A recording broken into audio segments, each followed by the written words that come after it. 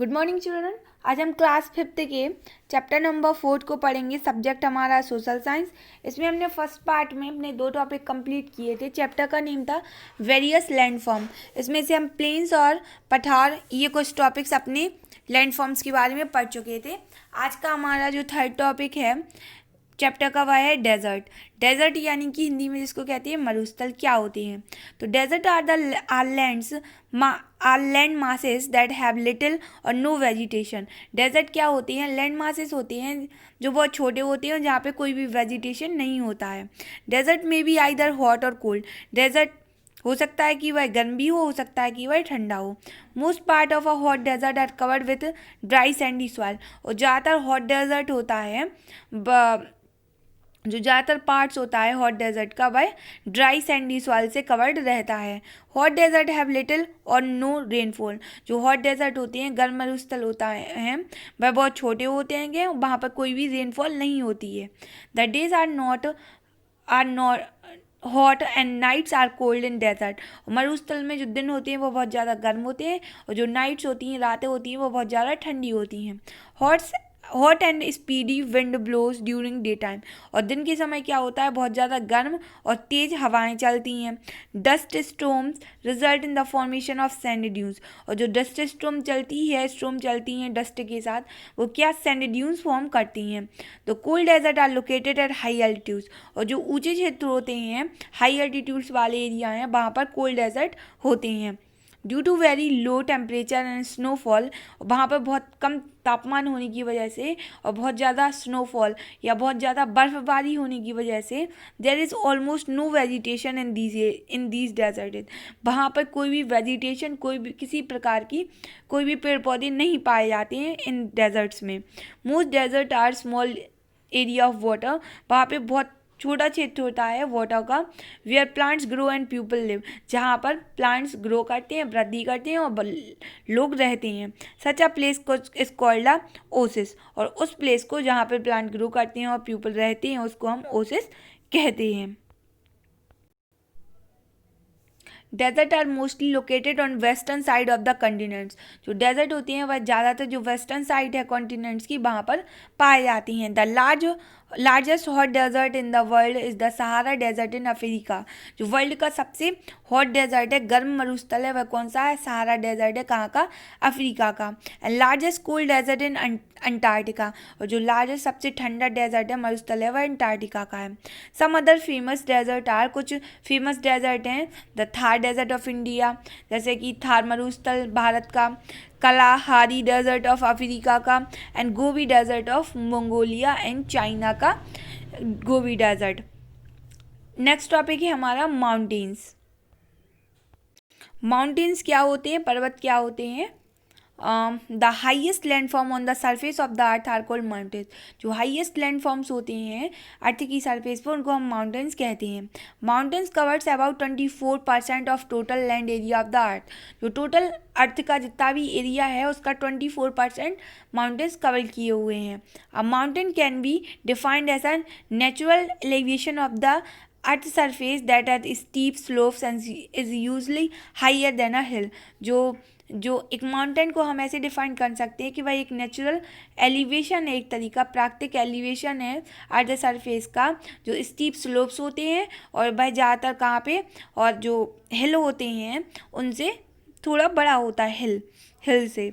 Once a mountain is raised, जब कोई एक माउंटेन राइज्ड होता है इट्स इरोजन बिगिंस। जब कोई माउंटेन बहुत बड़ा हो जाता है तो उसका इरोजन होना शुरू हो जाता है, अपरदन होना शुरू हो जाता है।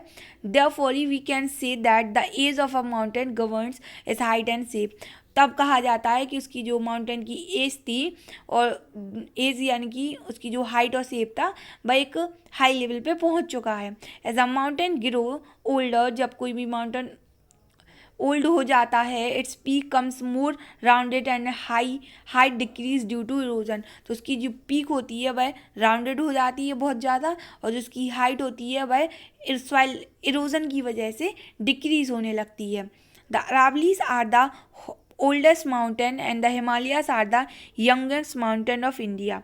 जो अरावली है वह ओल्डेस्ट माउंटेन है और हिमालय एक यंगेस्ट माउंटेन है इंडिया का। Aravallis are low mountains with rounded peak. जो अरावली है वह छोटे लो माउंटेन्स हैं राउंडेड पीक्स के बाद, जबकि जो हिमालयास हैं विल हिमालयास आर वेरी ये हाई माउंटेन्स है विथ कॉनिकल पीक्स। और इनकी पीक्स कैसी हैं? इनकी पीक्स कॉनिकल हैं। Importance of mountains. Mountains areas are thinly populated.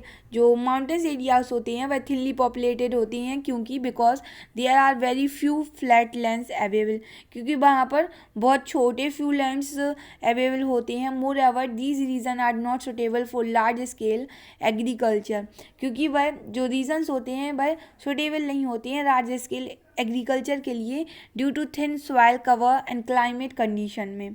Transportation of goods and people is a very difficult task in the mountain. और goods का ट्रांसपोर्टेशन करना और पीपल का वहाँ पे रहना बहुत ही डिफ़िकल्ट टास्क होता है माउंटेन्स एरियाज़ में। इम्पोर्टेंस क्या है माउंटेन्स की? तो mountains have many environmental and commercial advantage. Mountains के बहुत सारे इन्वायरमेंटल और कमर्शियल एडवांटेज हैं।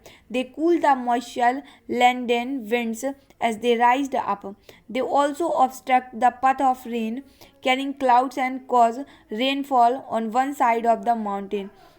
वो ऑब्स्ट्रक्ट की तरह कार्य करते हैं रेन के पथ में, जो क्लाउड्स लेके जाती हैं और रेनफॉल करा देते हैं on the sides of the mountain, एक साइड में माउंटेन के। The other side of mountain remains dry. और जो माउंटेन की दूसरी साइड्स रहती है वह ड्राई रहती है, सूखी रहती है। The cool climate of mountain attract tourism in summer. जो कूल क्लाइमेट होता है माउंटेन का वह टूरिस्ट को उनको आमंत्रित करता है, टूरिस्ट को बुलाता है। Mountains are the store house of the minerals also. और यह स्टोर हाउस एक संग्रह घर भी है मिनरल्स का। The rocks from mountains are usually as a building material. जो रॉक्स होती हैं माउंटेन से जो हमें मिलती है वह बिल्डिंग मटेरियल एक तरीके का। Mountains range act as a natural barrier against poison invader. जो विदेशी जितने भी आक्रमण हुए हैं, तो जो माउंटेन्स रेंज हैं उनकी श्रृंखलाएँ हैं वह हमारी एक नेचुरल बैरियर के लिए काम किया है, उन्हें हमारे बचाव के लिए। They protect against harsh hot and cold winds. Mountains are the source of rivers. यह रिवर्स का सोर्सेस भी है। That provide us with water throughout the year. जो हमें पूरी साल लगातार रिवर्स के थ्रू वाटर पहुँचाता है। नेक्स्ट टॉपिक है हमारा रिवर वैलीज क्या होती हैं।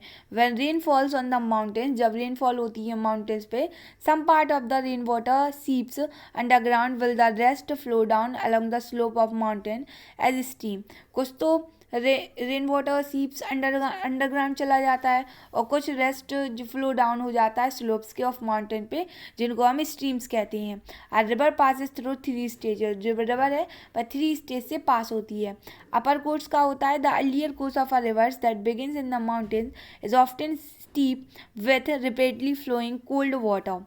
A river forms canyons, waterfalls and rapids along its way. The fast gushing water cuts deep valley in the mountains. जो फास्ट गसिंग वाटर होता है वह कट्स करता है डीप वैलीज को माउंटेन्स में। मिडिल कोर्स का होता है as the water reaches flatten terrains. जब वाटर फ्लैटन टेरेंस में पहुंचता है the river widens forming loops. तो वह लूप्स बनाता है, इसको मींडर्स कहते हैं। For example river Ganga has a meandering course between Allahabad and Varanasi.